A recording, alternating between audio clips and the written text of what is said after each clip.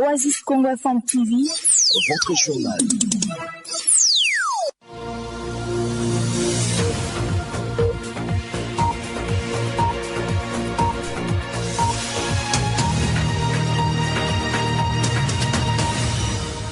Mesdames et messieurs, faites bien de nous renouveler votre confiance pour vous informer. C'est votre journal qui commence par la tendance du ciel.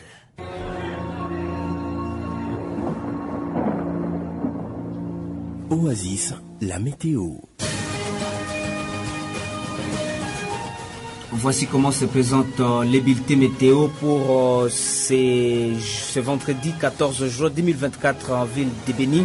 L'avant-midi, la température sera ressentie à 27 degrés Celsius. Le vent aura une vitesse de 7 km par heure à direction est-sud-est. L'après-midi, la couverture nuageuse sera évaluée à 22%. Les précipitations possibles seront évaluées à 25%. L'humidité relative de l'air sera de 69%.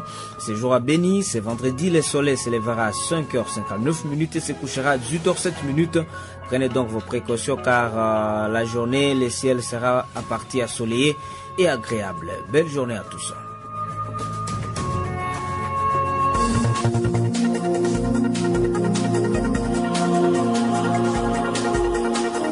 Mesdames et messieurs, au sommaire, cette édition d'information en ouverture de ce radio journal, nous parlerons de la santé avec ce message du docteur Vianney Kambere, médecin directeur du centre provincial de transfusion sanguine au plateau technique de Béni, qui appelle la communauté tout entière de la ville au don volontaire du sang. Vous l'écouterez dans cette édition d'information. Lancement, c'est jeudi 13 juin de la 3e édition d'Itenasos sur toute l'étendue de la RDC. En ville de Béni, plus de 9000 élèves de 8e année de l'éducation de base participent à cette test. Les ADF ont attaqué les habitants du territoire de Lubero la nuit du mercredi à ce jeudi. L'attaque a visé les villages Maïkengu situés à groupement Bapakombe dans le secteur de Bapéré. Le rapporte plus de 40 morts. Nous en parlerons tout à l'heure. Nous ferons aussi un tour dans les petits Nord à Goma et dans la province de l'Ituri. Restez branchés. Bienvenue à vous tous au détail. jeune, ton avenir est plein d'espoir. Mais une seconde de plaisir sexuel peut le gâcher à jamais. Sois sage. La prise de son et la mise en onde sont assurées par Eras Wanzukula. Nous sommes à la présentation de ce journal. Roger Kambaleka Koulerahi et Justin Paluku Mouvialava.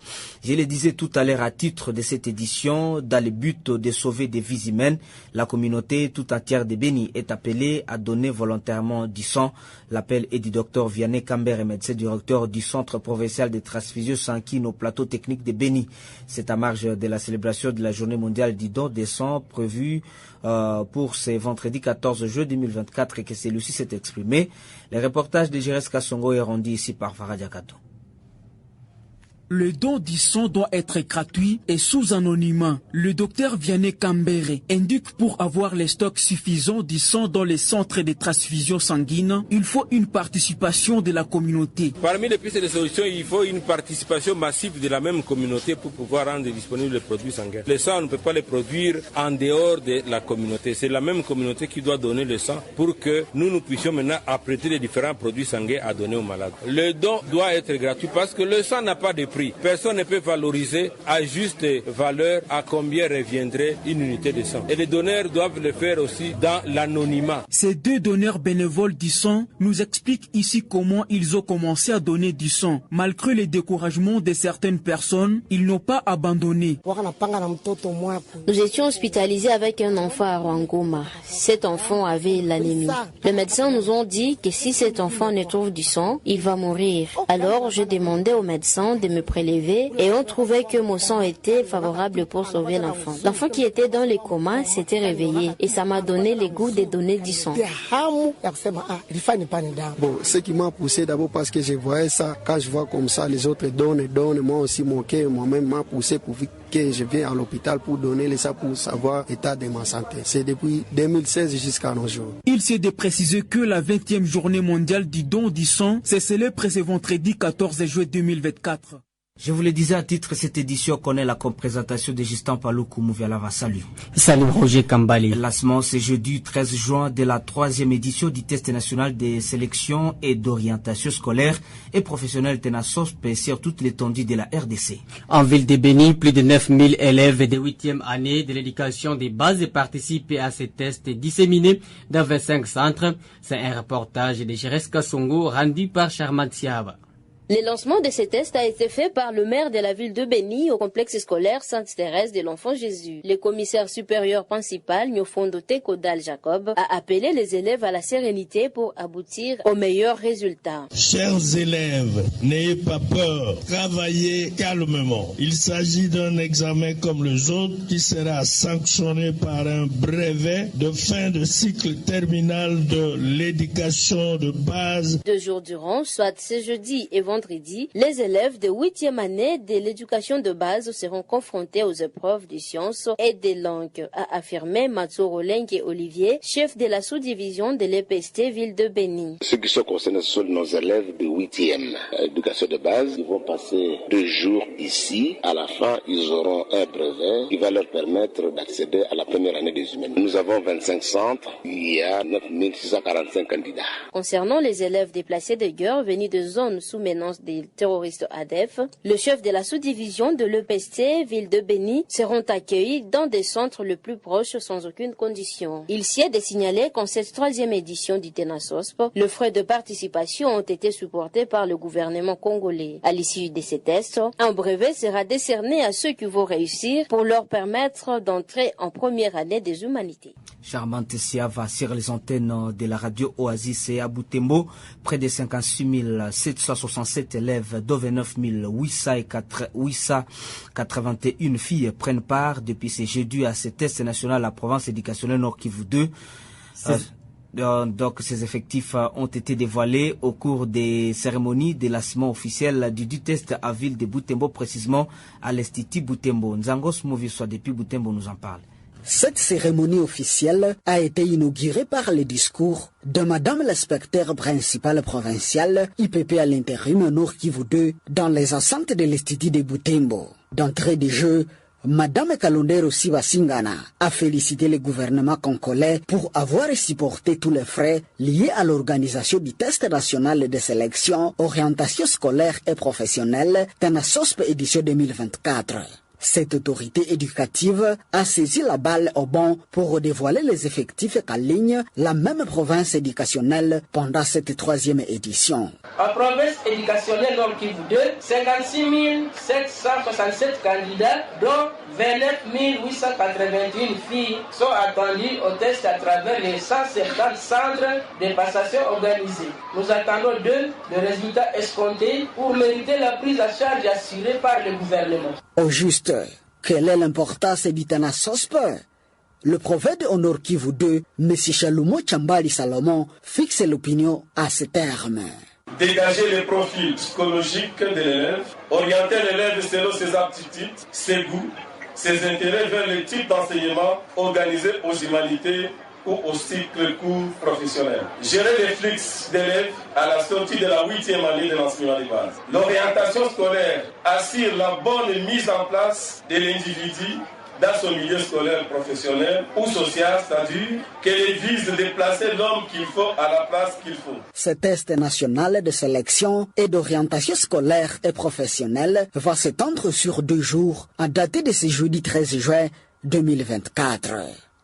Butembo, Nzankosumu Viswa, Oasis Konko, Béni. Dans un autre chapitre, les réactions s'enregistrent quelques jours après l'investiture de la première ministre et son gouvernement aux environs de 2h du matin du mercredi dernier. La dernière réaction parvenue à la radio Oasis Congo FM ce jeudi est de Richard Kirimba, vice-président de la société civile et dans les territoires de Béni. Celui-ci appelle le nouveau gouvernement à la concrétisation de ses promesses et de ne pas hériter les erreurs du passé. On l'écoute au micro de la radio Oasis. Nous souhaitons que ce soit un gouvernement avec une gestion axée sur les résultats. Ça signifie un gouvernement qui ne pleurniche pas trop. Il ne faut pas que ce soit un gouvernement de dénonciateurs. C'est d'être un gouvernement qui doit agir, surtout que le gouvernement possède tout à terme des moyens pour répondre aux problèmes des populations. Il ne faut pas que ce soit un gouvernement de suiveurs à l'aveuglette aux côtés du chef de l'État. Plutôt avoir l'esprit d'initiative, que chaque membre du gouvernement puisse avoir l'esprit d'initiative, de créativité dans ce secteur afin de relever plusieurs défis au niveau national. Et l'autre attente pour nous, c'est qu'il faut que ce soit un gouvernement proche des problèmes de la population, un gouvernement au service de la population et non au service des partis politiques. C'est en fait à ces trois niveaux que nous souhaitons le travail prochain pour ces nouveaux gouvernements. Et si ça se passe ainsi, alors peut-être que des défis en termes de sécurité, des défis en termes de santé, éducation et autres peuvent être relevés. Parce que au niveau du territoire de Beni, ce que nous avons toujours attendu du gouvernement, on l'a jamais reçu. C'est la pacification, c'est la sécurité.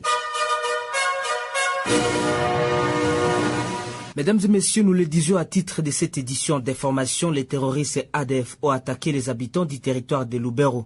D'après des sources sur place, ces combattants, dans la nuit de mercredi à ce jeudi, visaient le village Maïkengu, situé dans le groupement Bapakombe, à secteur de Bapere. Ces terroristes ont tout d'abord tenu un meeting dans ce village avant de tirer à bout portant sur les civils venus les écouter, a indiqué un témoin rescapé. Des sources locales dressent, un bilan provisoire de 41 personnes tuées, des autres blessées et plusieurs maisons et des motos incendiées. Maoua Grace nous a dit plus dans cet élément sonore. Pour la première fois, les rebelles ADF ont tenté les habitants du secteur de Bapere, précisément dans le village Maïkengu, situé à 20 km de Kambao, chef-lieu du groupement Bapakombe. Selon les sources de la société civile locale, 24 personnes ont été exécutées à Maïkengu et 17 autres dans les tronçons Mabanga Maïkengu, œuvre attribuée aux rebelles ADF, signée dans la journée du mercredi 12 juillet dernier. Germain Kakule Wairewa Bene, président de la nouvelle société civile à groupement Bapakombe, condamne cette attaque et appelle les autorités à user toute force pour que la paix revienne dans ces entités. Un bilan provisoire de 41 morts, dont 24 à Makin et 17 autres dans des villages environnants. Plusieurs motos et maisons incendiées. L'indiction s'est vue après un échange entre ces maladroits et les jeunes patriotes de l'IPLC à Nyanja et Baoba. Vu cet effet civique, l'agglomération de Kambao, située à 20 km de Makin, est vidée. Il ne reste que les jeunes. La nouvelle société civile condamne cette manière de tuerie et demande au gouvernement de faire tous les moyens de terminer avec des guerres qui n'ont pas d'objectif, les guerres qui font souffrir la population. Cette même attaque est confirmée par le chef des secteurs de Bapere, M. Bakere Sivikunoula, qui parle de 41 personnes tuées, ajoute que plusieurs motos et maisons de paisibles populations incendiées lors de cette attaque. Il appelle les jeunes à la résistance patriotique devant l'ennemi. Depuis Nziapana, Maoua Grace, Oasis Congo Beni. Disons merci à vous, Maoua Grace, pour ces reportages depuis les secteurs de Bapere. Et l'administrateur militaire du territoire de Lubero, le colonel Kiwewa Mitela Alain, confirme ces bilans plus lourds de plus de 42 morts. Tout en confirmant un déplacement massif des habitants vers des zones supposées sécurisées, l'autorité militaire renseigne que les services sont en pied d'œuvre pour mettre hors d'état de nuire ces assaillants. Écoutons l'administrateur militaire Kiwewa Alain dans cet extrait au micro de la radio Oasis. Dans une localité qu'on appelle Maïkengu, il y a eu plusieurs incursions de terroristes ADF. Ils ont tué pratiquement plus de quarantaine. Le nombre vient de s'élever, donc le nombre est à la hausse maintenant. Donc on vient de tuer pratiquement 42 personnes et 8 blessés. Et voilà, la population se vide de ces localités pour aller chercher un lieu où il y a la sécurité, entre autres à Kambao, Ndiapanda et au chef-lieu du secteur à Mangurujipa et 2 fois certains sont arrivés déjà à Butembo. Non, il y a des dispositions qui sont prises. Il y a un déploiement de nos forces de défense et de sécurité présentement qui sont là-bas, qui sécurisent le lieu présentement. D'autres dispositifs, c'est que la population doit seulement avoir confiance à notre armée et aux autorités, et parce que nous sommes là pour eux et nous sommes en train de faire un effort pour essayer de rétablir l'autorité de l'État et dans cette partie du territoire de Lubero. Pendant ce temps, à mission de travail à Goma, le chef d'état-major général des FARDC, le général d'armée Chrétien Chiwewe, a tenu une réunion sécuritaire et stratégique avec tous les commandants des unités engagées dans les opérations contre les agresseurs rwandais du 1-23 dans la partie sud du Nord Kivu et les terroristes ADF dans la région de Beni. La situation des opérations était au menu de cette rencontre. Écoutons le général-major Fall Sikabwe au micro de Patrick Sialoura. A déclaré le lieutenant-général Fall Sikabwe, coordonnateur des opérations dans les 2 Kivu. Nous retenons que le chef d'état-major général des forces armées de la République démocratique du Congo a effectué ici à Goma une grande mission de travail avec tous les commandants des opérations. Il s'agissait d'évaluer la situation opérationnelle et d'émettre certaines options qui pourront résoudre certains problèmes que nous connaissons sur le terrain. Eh bien, nous disons à la population, nous n'avons pas 2 nations, nous avons une seule nation congolaise. Nous n'avons pas 2 républiques, nous n'avons que la République démocratique du Congo. Nous avons le slogan qui émane déjà de la population, qui dit Bendele Ekoyate. Pour que Bendele Ekoyate, il faut que la population soutienne son armée. La population devrait marcher avec son armée. Et nous, en tant que l'armée, nous allons fournir des efforts pour répondre aux attentes de cette population. La population attend beaucoup de notre armée. Nous en sommes conscients. Nous en avons parlé dans cette réunion sous l'égide du chef d'état-major général des forces armées de la République démocratique du Congo. Et il y a certaines capacités qu'il va mettre à notre disposition pour répondre réellement aux attentes de la population. C'était là le général-major Fall Sikabwe. Toujours dans les mêmes chapitres, progression des combattants ADF vers la ville de Butembo. La population est appelée à cimenter les mariages avec son armée. Le président de la société civile et coordination urbaine de Butembo l'a fait savoir ce jeudi pour les révérends pasteurs Mat et Saanane. Les habitats de Butembo et les outils de sécurité doivent se souder les coudes question de barrer la route aux égorgères ADF et signaler à ce jour un territoire de Lubero. Écoutons-les. Nous leur demandons de bien vouloir instruire les services spécialisés à ouvrir l'œil. Mais aussi, ils ne sauront pas si nous, population, nous initions pas, parce que le mariage civilo-militaire est très très important pendant cette période où nous devons collaborer parfaitement, étroitement avec les services militaires et policiers pour que nous alertions à cas de mouvements suspects en temps utile, en temps opportun, pour que nous soyons à mesure d'étouffer l'ennemi qui peut vouloir tenter nous mettre à mal dans cette vie. Toujours dans cette partie, organiser une autoprise à charge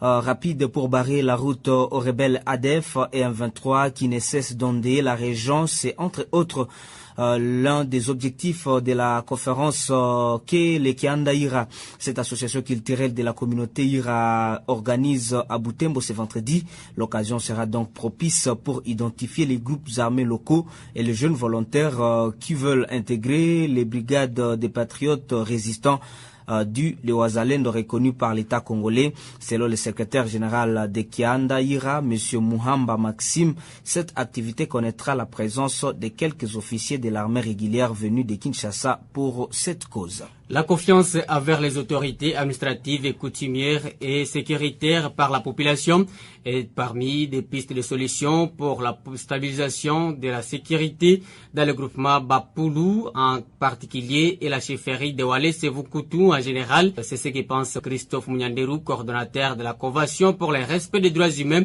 en territoire du Roumou. Dans un entretien avec la presse ce mercredi 12 juin 2024, cet activiste des droits humains appelle toutes les communautés à ne pas communautariser les faits car l'infraction est individuelle. Et pour terminer, le chef de la chefferie de Babila Babombi, M. Salambongo Mbida Selemani, ne plus. Celui-ci est décédé à 4 heures du matin de ce jeudi 13 juin 2024 au centre de santé de Biakato, quelques jours seulement après son admission dans cet hôpital de la place pour des soins appropriés. Son décès est confirmé dans un communiqué signé par Bwakianakazi Magumu Phileos, secrétaire administratif de cette entité coutumière. Selon ce communiqué, le corps de l'illustre disparu a été dépêché à la morgue de l'hôpital général de référence de Béni en attendant le programme de ses obsèques.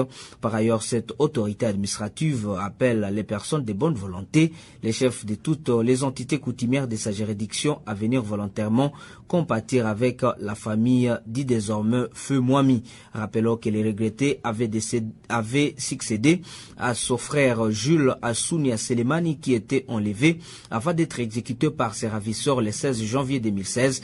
À 8 ans des règnes, l'illustre disparu a été chef pendant des moments difficiles de la chefferie de Babila Babombi, caractérisée par l'activisme des groupes armés, la maladie à virus Ebola et de nombreux conflits délimités. Madame, messieurs, vous l'avez certainement compris, c'est la fin de cette édition d'information. La prise de soins et la mise en onde ont été assurées par R.S. Wanzukula, Roger Kambaleka Koulirai et Justin Palouk Mouvelava. Nous avons été à la présentation de cette édition d'information. Madame, messieurs, portez-vous bien. Au revoir.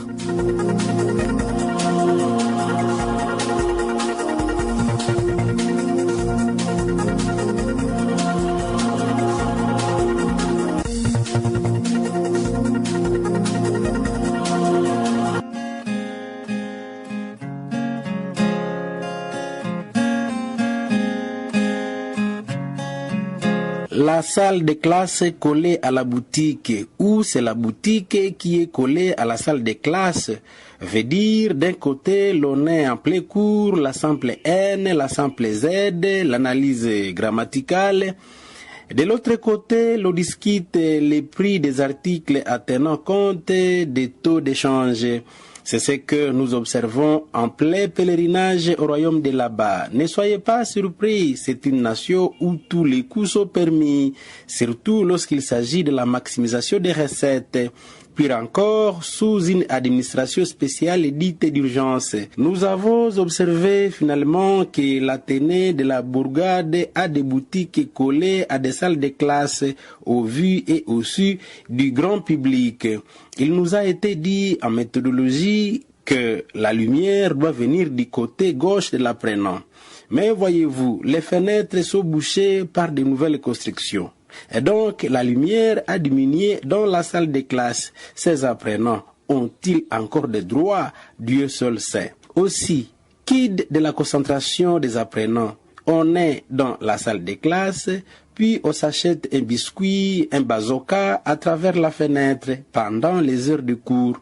Même s'il faut former les apprenants en options commerciales et administratives, faut-il vraiment ramener la boutique à la fenêtre de la classe? Au royaume de là-bas, c'est l'argent qui guide l'action des décideurs, jamais l'intérêt général. Que pense l'inspecteur chef de coq? Que dit le comité des parents?